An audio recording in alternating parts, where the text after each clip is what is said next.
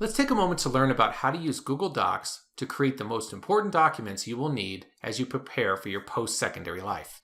You have likely used Google Docs in the past, for example, in one of your English classes. Since it is such an easy-to-use, intuitive, cloud-based software program, our focus will be much more on how to use Google Docs well and in the ways that will benefit you the most as you prepare for what comes next. Remember, anything you learn about Google Docs will likely transfer to Microsoft Word and vice versa. Google Docs has its advantages, like the ability to collaborate within the document with others, leveraging the full power of the cloud. What is Google Docs useful for? While you can create nearly any kind of written work with Docs, it is particularly useful for authoring life's most important documents. For you, that means career-related documents and correspondence, like resumes and cover letters.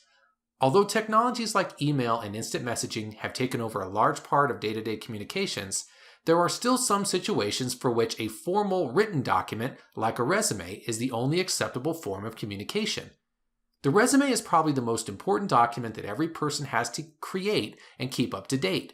A resume is a quick, personal advertisement that showcases your skills, abilities, and accomplishments to employers.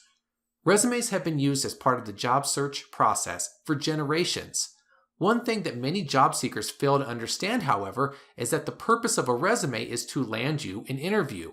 Most employers only spend a few seconds skimming each resume they receive, so it is very important that your resume be crafted in a very particular way, and with that fact in mind. There are good resumes and there are bad resumes. A good resume is well organized and boring in all the right ways.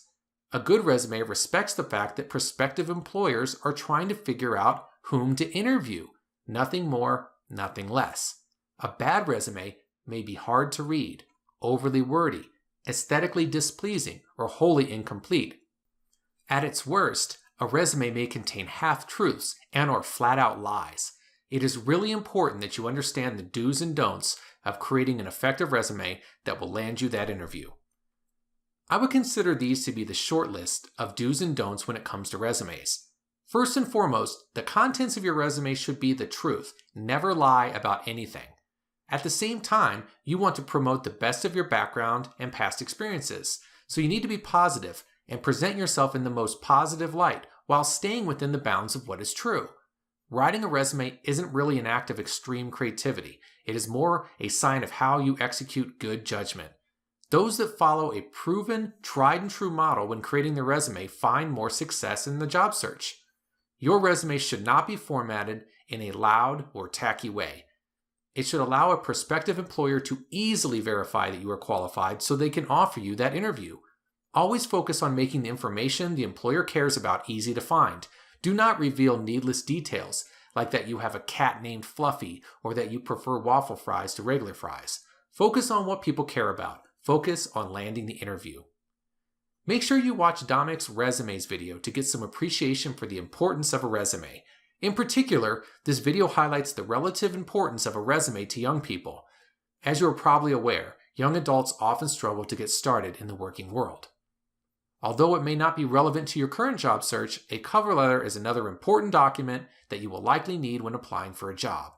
A cover letter is normally required for any professional job, and it includes a narrative of why you are qualified and interested in the position you are applying for. You are basically acting as a hype man for your resume, explaining how its contents match what the employer is looking for. When a cover letter is required, it should be customized for each employer you are sending your resume to. Check out cover letter samples and tips to see example cover letters and to learn the 5 basic elements of a cover letter.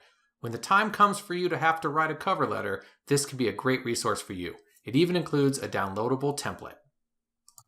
Google Docs was written explicitly to be compatible with and to have many of the same features as Microsoft Word. Docs even has the ability to convert existing Word documents so that you can work on them in Google Docs even if you don't have Microsoft Word. You can even save your Google Docs in Word's docx file format so that you can edit them directly in Microsoft Word if you do have it. Remember, the fact that Google Docs is cloud-based means that you can simultaneously share and edit a document with one or more people via URL. This is perhaps the most distinguishing feature of the array of Google apps. Behold the power of the internet.